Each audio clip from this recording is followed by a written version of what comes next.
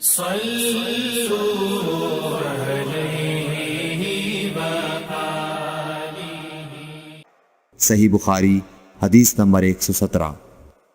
حضرت عبداللہ بن عباس رضی اللہ تعالی عنہ فرماتے ہیں کہ ایک رات میں اپنی خالہ میمونہ بنت حارث زوجہ نبی کریم صلی اللہ علیہ وسلم کے پاس گزاری، اور نبی کریم صلی اللہ علیہ وسلم اس دن ان کی رات میں انہی کے گھر تھے۔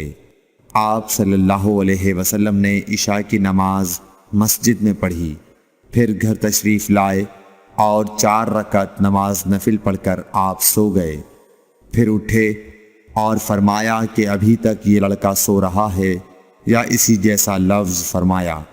پھر آپ نماز پڑھنے کھڑے ہو گئے اور میں بھی وضو کر کے آپ کی بائیں جانب کھڑا ہو گیا، تو آپ صلی اللہ علیہ وسلم نے مجھے دائیں جانب کھڑا کر لیا۔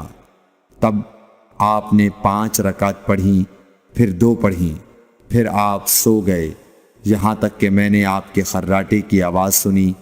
پھر آپ کھڑے ہو کر نماز کے لیے باہر تشریف لے آئے۔